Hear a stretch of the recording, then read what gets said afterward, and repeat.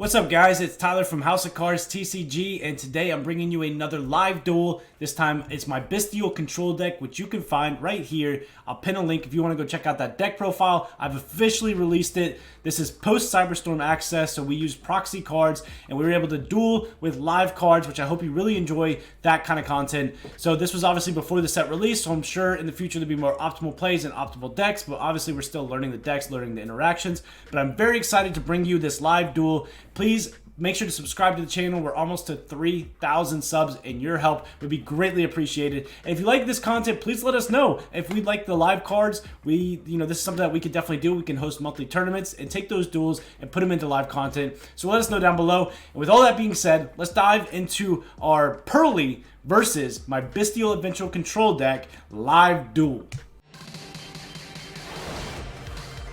House of Cards. TCG. Alright, getting into our first game here of our match. This is obviously Purrely. I am on the right playing Bystial Control against a different Purrely player. This time it was another competitor. I have a previous video where I played another Purrely player, but that was a different guy. This is somebody else. And looks like I win, or we tied, and I do believe I win the die roll here. This was a pretty good match. We had a lot of going back and forth, so I'm excited to be able to watch the replay of this and to be able to commentate over it and to see where my plays went. So I do believe that with this hand that I opened up, it was more of the Bystial Control versus the full combo, or maybe I did full combo. I can't exactly remember, but we're gonna go ahead and open up here. And it looks like I'm thinking on what I'm going to do here. And we are going to go ahead and hit the Foolish Burial. Foolish Burial is so insane in this deck. If you don't know, I've already posted my deck profile. Foolish can hit Destrudo, Albion the Shrouded Dragon. This time it's going to send Sorinir, which is going to load up the graveyard, which is going to send Lubellion. It can also send, yeah, that's definitely Lubellion. So Foolish, and then Enchantress, of course. So there's tons of opportunity just to play this in this deck. So looks like we're going to go ahead and summon out the Druid Worm. We open up in our hand. We're going to go ahead and send the Druid Worm to special out the Lubellion. We'll activate the Lubellion effect. That brings out the Regained. And this is the first step. Now, seeing that I put up the Regained, that must mean that I have Branded Beast already in hand, which is unfortunate because then we're going to have to get to the Albion to set the Etude to set up all three of our spells and traps. Again, those three being Regained, Etude, and Branded Beast, those are the three that you want to set up. That's really going to enable you to push forward in this deck. So we are going to go ahead and summon out the White Dragon, and then we link that off for a Striker Dragon. That's going to go ahead and... I'm trying to see what we banished for the White Dragon, actually. Do not see, but we'll figure that out. And then that's going to go ahead and grab us our Draco back. Now we're going to go ahead and banish the White Dragon, special out the Black Dragon. Oh, we shuffled it back and drew a card. That's why. I missed that part because I was over talking. So we're going to go with a Seal here. So we're going to go ahead and search back out our Black Dragon, and we grab ourselves an Enchantress. We're obviously going to discard something here. Looks like we discard a Driver. Unfortunate. Even when you play 45, you still see it. I'm assuming that we set a Branded Beast, and we're going to pass here with a Regain set with a Seal. Obviously a Druid Worm in the graveyard, so we know that the Druid Worm is going to be coming back. That is going to provide an interruption. And then we have Beast in the back, which we can send our Lubellion or our Druid Worm, and then Seal being able to bring out another card, and then obviously Beast pops. So this is actually quite a bit for our Purrely player to play through. So it looks like he is going to start off with what I believe to be the Happy Memory. I think is what that is. Yes, that is Happy Memory. He's going to go ahead and special out the Purrely. Purrely's going to activate. That's going to mill 3, and then gets to add a Purrely spell. If he mills it, of course. Looks like we are thinking on what we're going to do here. He does mill, and it looks like it is a whiff for our Purrely player. Unfortunate. You hate to see it, but sometimes it happens. That is RNG, folks. So he does have the normal summon out. I found that the only way to deal with the normal summon is obviously Beast, or you Seal bounce it. Seal bouncing it seems to be the best way to interact with that normal summon. He goes ahead and sends the Volcanic Shot. Volcanic Shot's going to add another one. I think this provides discard fodder for him, and that's why he plays that. So we are going to see another Purrely come down. This time, I do believe that one looks to be... That can't be another Happy. It might be another Happy, actually. It does look like another Happy. So obviously the Volcanic Shots do provide with the discard fodder for this deck. So he does bring out the Lily out of the deck. Lily's going to be able to add either the Trap or the Continuous spell. Those are the two targets really that you see the Purrely players grow for here. And obviously we still have all of our interruptions, which he's been able to you know, fortunately for him, he opened a volcanic shot, which is going to recur his hand. But I mean, he's already gone through 2 of his spells, and right now we can deal with both of these and not have to deal with the towers. So this is going to be really good for us. Purrely does seem to struggle if you do full combo. They just can't play through interruptions, especially in Bystial Control when the interruptions get rid of the monster on the field, because both the Purrely monsters have an effect where they can attach a quick play spell that's in their graveyard and then go ahead and start XYZ summoning. So when you just can deal with the monster, that's why Gamma's so good against them. But Seal being able to bounce, Beast being able to get rid of it, Druisworm being able to send, it really does put a lot of pressure on the Purrely players, because they getting rid of the monster is key in them not being able to get out the towers. So we are going to see him go ahead and add My Friend Purrely. My Friend Purrely then allows him to add any of the quick play spells.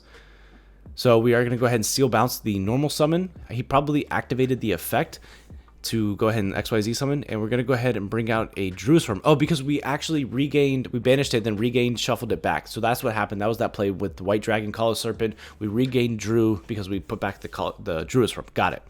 Okay, so now again, we still have Beast set. He doesn't know that, but I'm assuming we have Beast set and a Druisworm plus whatever else is left in our hand, and he is going to go ahead and double normal summon, I think. So, oh, no, actually, he specialed off of the quick play spell, so that is his normal summon there. So he does mill. It does look like he finds a Delicious. Let's see what he decides to take. I'm assuming he takes the Delicious here. Yeah, he takes Delicious. It's definitely the right call. So now we still have 2, but fortunately, we can Beast pop the normal summon, Druisworm send the special summon. He does have Delicious, but if I would have thought about this, Delicious actually can't activate. Well, I guess he could, because he could target one of my monsters. So this is supposed to be the Lyralist monster. So he's we were again proxying. I didn't know that he didn't have the Lyralist monster. I think this is supposed to be the Reciting Robin, but he's gonna go ahead and grab it there. So we're going to go ahead and Beast. Beast is going to tribute the Libellion. That's going to go ahead and protect that. That was kind of a misplay for me. He lets me take it back because it actually can't be destroyed by battle or card effects. He was going for a Zeus play here. So we are going to Druisworm, then send the Beast. Beast is going to send Druisworm, and that's how we're going to get rid of it. And then he's going to go ahead and evenly me here, which is, I mean, really good. He played that very well. So Andrew, if you're watching, you played that very well. Being able to try to full combo and then evenly me at the end after I've used my interruptions is obviously really, really good. He's got the Thrust here, so Thrust's going to be able to go ahead and grab himself probably something like a Talents. Yeah, his hand was kind of cracked. It was really good. I mean, the Purrely player, he played very well. He definitely played very well. So actually, he's going to go ahead and set the trap because I don't have any monsters on the field, so he can't add. So he's going to go ahead and set the Purrely trap. And then let's see what he does from here. He's got My Friend Purrely still in his hand, obviously. And he's got another Purrely monster, but he's used his normal summon. So I think those are the only 2 cards left in his hand. He might have a Volcanic Shot too, or another... Oh, I see another spell. He has Delicious. So he has Delicious, Purrely, and the My Friend Purrely. So he's going to go ahead and activate Delicious, but he actually can't do that because there's no monsters on the field. So it has to be... So my Delicious says that you have to choose one monster on the field, and until the end of the next turn, it can't be destroyed by battle. After choosing a card, then you can apply. So there's no card that you can target to not be destroyed by battle, so you actually cannot activate Delicious here. So instead, he's going to go ahead and activate My Friend Purrely. My Friend Purrely is then going to go ahead and add him the Sleepy Memory. Now he can go ahead and Sleepy Memory, get rid of the Purrely in hand. That will bring out a monster, and then he will be able to activate Delicious from there, applying and putting up a tower. So it's actually not looking good for me. He definitely played very well, setting up his board, establishing his side of the field. So he definitely grabbed another Volcanic Shot for discard fodder even. So he definitely played very well. Very impressed here. She goes to show you that Purrely, just those cards not being once per turn, they just continue to go off. He meant to activate Sleepy there, not the Delicious. So Sleepy's then going to go ahead and discard the Volcanic Shot. That's probably going to bring out another Lily. Again, not being once per turn. None of the Purrely cards are once per turn, making this really hard to deal with on the other side. So I apologize for the glare. We are going to work on that for future videos, but these were already recorded in the same night, so I do apologize for that. We are going to bring back the Druisworm, which is going to be really good, and he does hit here off the Lily this time. He does grab another Delicious. So obviously not using regain yet, bringing back the Druisworm is going to be really good for us. We still have an interruption. He goes for the Plump. Now he's going to go ahead and Delicious, target the Plump. That's just going to go ahead and attach, so he doesn't have to discard a card. That's how the Purrely cards work. If you activate it, you don't have to discard, but you can just attach it if you have a card like Plump on the field. So now he's just going to be setting up his towers. He's going to attach 2 from the graveyard, allowing it to have 5 materials. And again, I do apologize for the glare. We are going to fix that for future videos. So that allows 5 materials on that Plump, allowing him to go into the Noir. So we know that he has the trap set. Actually, he doesn't even have to go into the Noir because he could just activate the trap and get a couple draws in the standby phase. And that's probably what he's going to go for here. So I draw a standby phase. He's going to go ahead and draw. Then he's probably going to go ahead and flip the trap. That's going to bring out the Noir. And he's going to attach 2 more. So he attaches 2 more materials to this and then specials out the Noir. And this is going to be hard for us as the Bystial Control player to try to overcome. But believe it or not, stay with me here. I do think that we actually take this Noir. Let's see what our play is here. So yeah, this is like a 7 mat, 8 mat Noir. Tons of spin backs. So let's see what happens here. I might scoop actually. I don't recall. I'm commentating over this a couple days after our duel and after our tournament, so can't quite remember, but let's see what our play is here. So at 7 or 8 mat Noir, unaffected by cards, and just really good here. As long as it has 5 materials unaffected.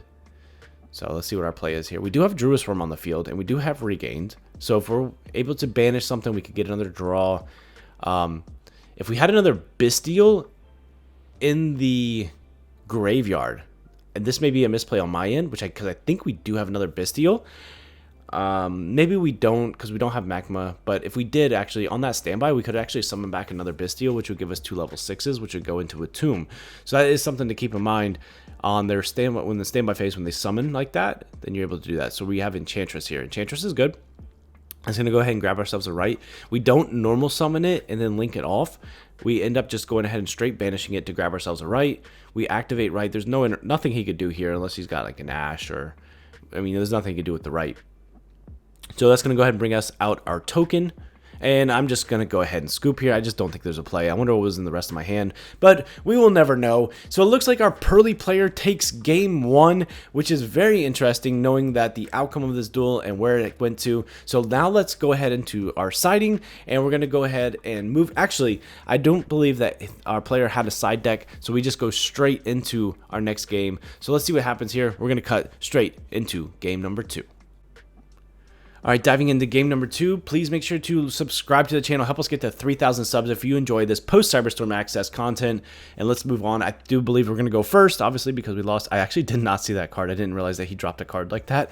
That's hilarious. I think I'm trying to study my hand because this is now the 3rd duel I've had with this deck. So I'm obviously still learning the deck and still trying to learn how to pilot it. And let's see where we go from here. So I think we're trying to figure out which lines is appropriate on this hand. Obviously trying to play around hand traps too, which is the big thing about the Bystial Control is you want to make sure that you don't get hand trapped in the wrong spot, which is going to stop your turn. So it does appear I am taking some time to think, which is good because it is testing. So we're going to go ahead and activate Bystial Lubellion first. That's going to go ahead and grab a Magma. Playing into Duel, but it doesn't look like he has it. So we're going to go ahead and Chaos Space, pitch the Destrudo, and then that's going to go ahead and search us out. What I do believe is going to be our White Dragon Color Serpent. It's really our only card because we already have Lubellion in the graveyard. I take that back. We could actually grab another Lubellion if we have it in hand. We do. I thought we did. Now I'm trying to remember the play. That was it. So we grab another, obviously, a Lubellion. We're going to go ahead and banish the Lubellion, special out the Black Dragon Color Serpent, and then we're going to go ahead and normal summon out our Enchantress. So we're going to go ahead and Destrudo is going to go ahead and target our Enchantress, making it a level 4. Or it's going to target our Black Dragon Color Serpent, making it a level 3. That's going to allow the Enchantress and the Destrudo to go into a Mud Dragon. Now we're going to go ahead and activate Right. Right's going to go ahead and bring out the Faithful with the token. So there's probably a better way to do this. I probably could have set up the Omni Negate first before setting up the line, but I did think it was pretty interesting how I was able to make Mud Dragon using the Black Dragon Color Serpent and Destrudo target that, make it a level 3, so the Enchantress and that. Now the next goal is obviously to get a light onto the field, which is going to be fine because we have the Black Dragon Color Serpent, which is going to turn into a White Dragon Color Serpent after we link it off. And that's going to be able to obviously get us into that light that we need for the Mud Dragon. So obviously, like I said, we could have probably set up our Omni Negate up front, but it's because I think we were over 5 summons on this board before we had it, but obviously it's still testing, still learning the deck, still making it, you know, figuring it all out here. All right, with the light on the field now, we can use the Mud Dragon effect. Mud Dragon will then, we're going to go ahead and draw here, obviously using the Chaos Space. Now we're going to Mud Dragon effect using the light and the Mud Dragon. That's going to go ahead and make our Albion because Mud Dragon replaces the Fallen of Albaz. And then Albion effect is going to go ahead and activate along with the White Dragon to search the black. We're going to banish Mud Dragon and White Dragon Color Serpent to bring out our Grand Goyle. Grand Goyle effect is then going to go ahead and activate. We already have Lubellion, so we can just go ahead and send Albion the Shrouded Dragon. That's going to go ahead and put Regained into the graveyard, because then when the Bystial Lubellion comes back, it's going to activate, bring out Beast, put Beast face up on our field. Then the Shrouded Dragon will dump the Regained. Then at the end phase, Beast will then allow us to go ahead and put the Regained back up, face up on our field. So that's going to apply 2 of the pieces that we need. And since we summoned the Lubellion by tributing off the Albion, Albion's then going to go ahead and set the Etude, giving us our full combo of Branded Beast, Branded Regained, and Branded Etude, along with a seal up on the extra monster zone. Or we're actually going to go Romulus here. So we go Romulus, grabbing the Ravine. Ravine effect is then going to go ahead and activate.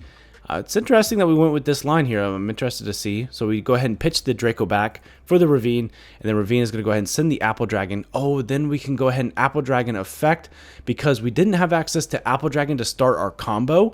And so since we Synchro Summon, we can still activate the effect to banish it, especially a Worm token, then use the Grand Goyle and the Worm token. That's going to go ahead and bring out a Despotter is what I would imagine, because we need to access the seal. Unless we have a Magma in hand, which can then use the Romulus and the Magma to make a seal, and we can end on Baron with the Griffin, all 3 of our branded spells and traps, and we are going to go with the Baron. So that's 2 Omni Negates on the field already. Now if we have one more dragon, we can go ahead and banish the Grand Goyle, special summon out our Magma. It looks like Magma is going to search at the end phase, making our seal. And now here, this is where the end phase gets really, really fun. This is where you really set up your full. So Beast is going to go ahead and activate the Regain from the graveyard, and then Albion at the end phase is going to go ahead and set Etude. It looks like he's trying to think about our board here, think about what he's doing. Oh, we're talking about how if I had Excel would be insane because then I could special back. At the time, I didn't play Excel. I have since in the profile added Excel. So he was showing me a line where you could go Excel, bring back the dumped Apple Dragon, then I can full combo from there. So I added Excel since this duel, but at the time I did not play Excel. Otherwise, that would have been a great play because you could end on Despotter with the Baron and the Griffin and the Seal. It would have been insane. So Etude gets set off the Albion, and then Magma at the end phase is going to go ahead and search a Druis Worm, and this is almost pretty much as good as it's going to get. The only thing missing is a Despotter. But this is going to be hard for a Purrely player to play through. It's just so much interaction. And even if they Dark Ruler you and deal with 3 of your interruptions, you still have Regain that brings back Etude that's going to go ahead and Synchro Summon, bringing out a new monster. And you have the Beast, which is going to be another pop. And Druis Worm, which can come out and do another set. It's still, even if they Dark Ruler your board, you still have 4 interruptions. So it looks like he's going to normal summon out the Purrely. Purrely's going to go ahead and miss here. So that is unfortunate for him. But it does look like he's got some spells in his hand.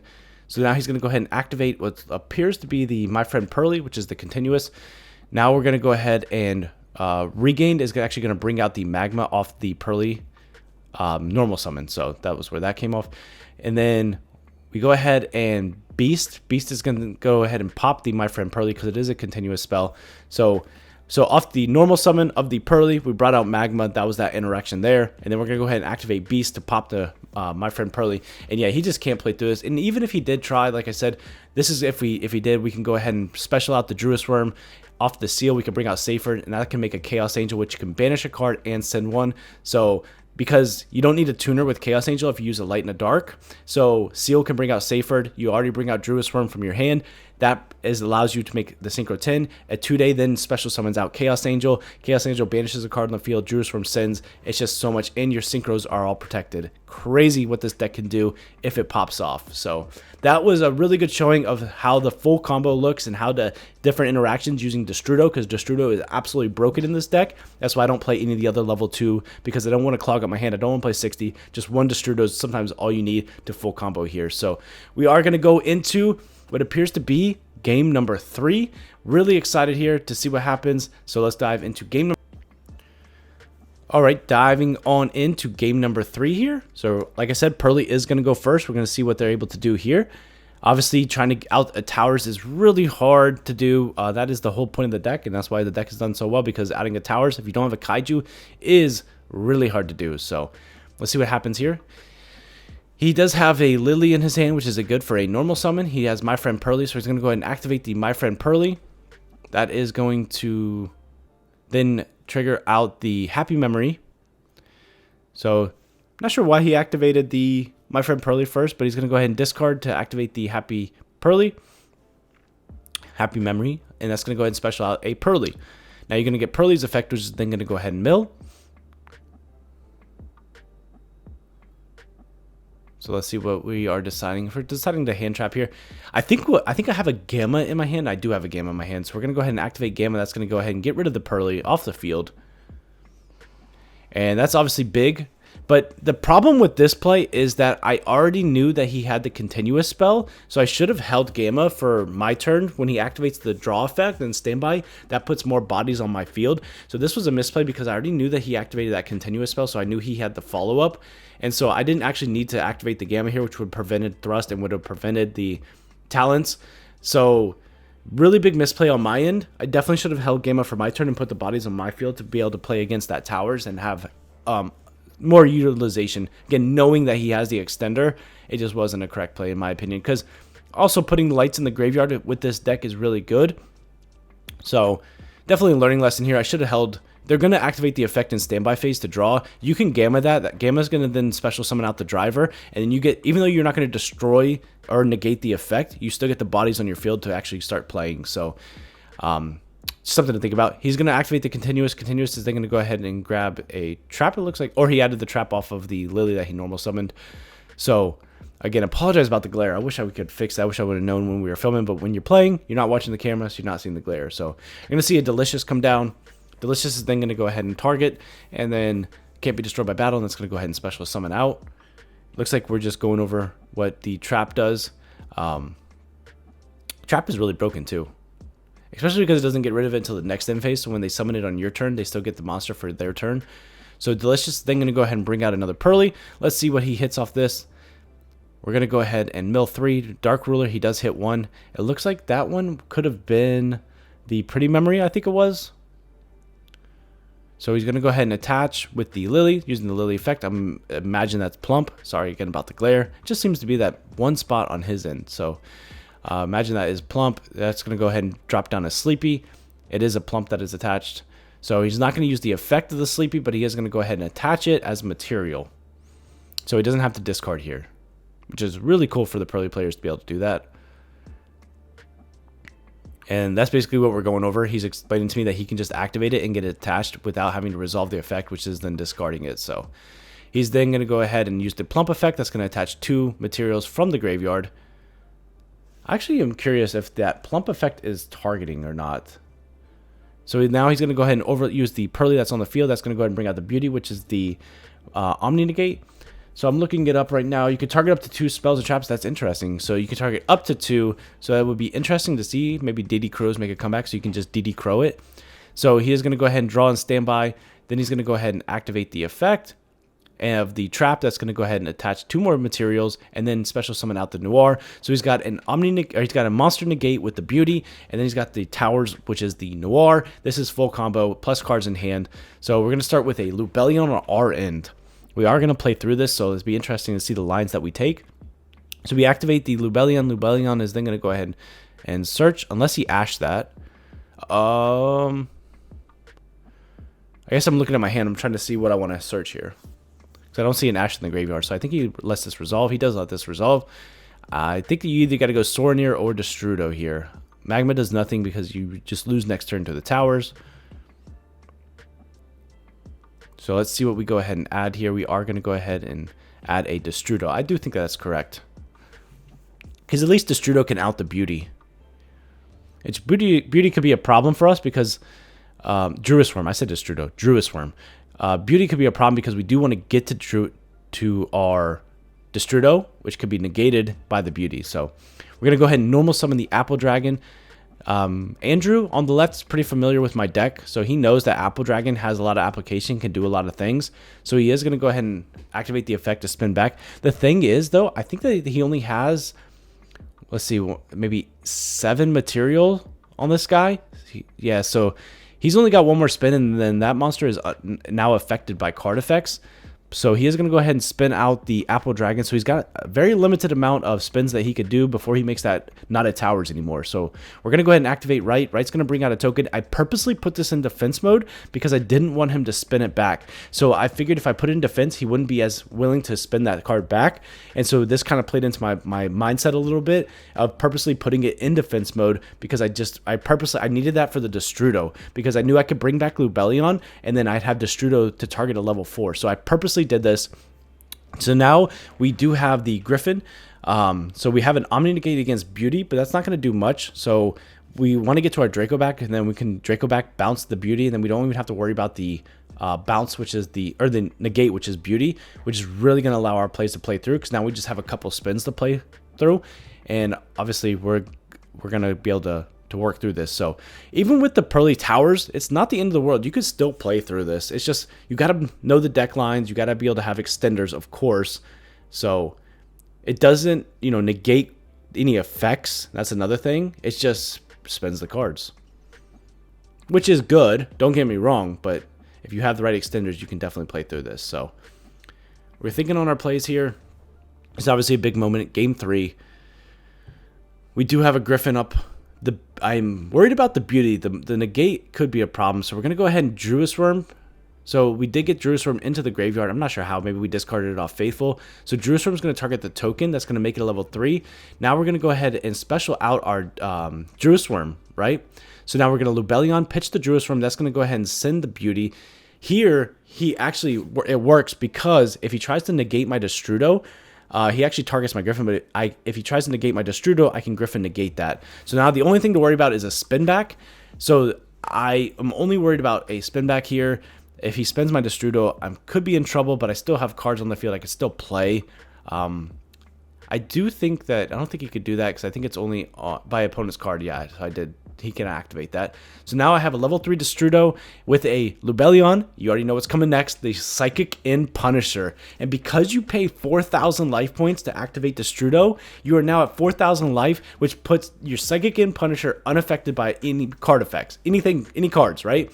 So Psychic In Punisher is in my deck to beat the Purrely towers because now I have my own towers that they can't even out. So you go into battle phase, it gains the attack. You can literally just swing into it now. And they can, like I said, the whole Right and the Faithful, that was all set up just to get to the Psychic In Punisher. I don't even care if he spins back all my adventure stuff.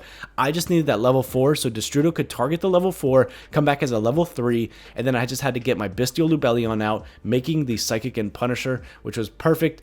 And he can't even spin back my Psychic In Punisher because it's unaffected because I took 4,000 life points to summon back that Destrudo. So Psychic In Punisher is insane in this deck. It comes up so many times, which I thoroughly love playing. Again, check out my deck profile, which I've already posted. You can go ahead and check it out, and you can see the whole profile. Psychic In Punisher is a must in this deck, and you got to play Destrudo because Destrudo allows you to go into Psychic In Punisher so easily. Future reference, though, of course, he knows now to spin back my Destrudo. But again, that was summoned off the trap, so all I had to do was play through his turn, and then that monster would get bounced back to the extra. So I actually would have been in a good position even if he did spin back my Destrudo. So he's going to go ahead and bounce. I set a card, and I still have that Psychic In Punisher, which is probably sitting at about 7,500 attack. So it was a really good play for me. Really good to go into that Psychic In Punisher, and he's just reading it, making sure. So yeah, in the next battle phase, I'm still down. So you can see the life actually is 7,500 to 4,000. So next turn, I'm just going to gain another 3,500, putting it probably at 10,000 attack. And There's just no way for Purrely to deal with this because they have to get their life points lower than yours. But in order to do that, their monsters aren't big enough. So then what happens is they just will lose because they would just lose the life points. So they can't even swing into it. So yeah, the attack on the Purrely is not good. And so Psychic and Punisher is just deals with the Purrely players. So we are going to see the Purrely get normal summoned. That's going to go ahead and mill. He does get to add one. Let's see what the lines that he goes here. So he gets the field spell. He's going to go ahead and activate the field spell. That just prevents his Purrely monsters from being targeted. And then it does have some application if you were to remove an XYZ, then they can bring 3 back into their hand and then special summon another one. The field spell is actually insane. I think we're going to see more Purrely players actually utilize the field spell because the follow-up with the field spell is really good. Being able to special summon back one of your level 1s is really good. So we're going to see the Lily come down. Lily, he's already gone through the trap, so you can only add my friend Purrely here. He's got 2 level 1s, though. Let's see what lines he goes for. Okay, I think he's going to try to play it out, try to deal with the Psychic and Punisher. But we also do have that back row. That could just be like a beast, though. Or I went second, so I probably sided out the Etude. I usually sided out going second. So it's probably just a branded beast that's set back there. He might think it's an imperm, though. So we are going to see what looks like a plump come down. I think what his goal is to make it so that he gains enough attack to be able to swing into it to make my Psychic and Punisher affected by card effects. But again, I think he forgets that I'm going to gain more attack points on the next turn, the next battle phase, which is on his turn. So he goes for a attach 2 with the plump. So just trying to stack up that attack is I think what his goal is here. And we're looking at it, so we're trying to figure out where they're at. Oh, I apologize. Dang, I really hit that camera there. I didn't even realize I hit the camera. I apologize for that. But I think that this is going to probably be a wrap. I don't see the Purrely player adding the Psychic and Punisher, even though he's really considering it. He's trying to think it through. He does have the level 1. And we are going to go ahead and see his next card come down, which, again, he's just taking his time, just trying to think, which is fine. We're all testing. We're trying to get used to these new decks. So he is going to go ahead and activate what appears to be the Pretty Memory. He does not. He does activate Pretty Memory. He's going to Pretty Memory effect, gain 1,000 each one of us, which is fine. Now that just allows me to have more attack. I guess that does put his life points up higher where he can take a punch if he were to swing into my Psychic and Punisher, which I think was his goal there. So he brings out another Lily. He's got to discard a card. Or maybe he did discard the my friend Purrely. Yeah, he's got nothing here. He's trying to figure out how to out this Psychic and Punisher. I was going to top deck an Enchantress. And with all that, Andrew, you did a great job, man. That was a great match. I thoroughly enjoyed playing against you. So can't wait till next time we get to do a rematch. But yeah, the Psychic and Punisher are sometimes too strong for the Purrely players. So with all that being said, hope you guys enjoyed this live duel post Cyberstorm access. And this has been Tyler with House of Cards TCG signing out.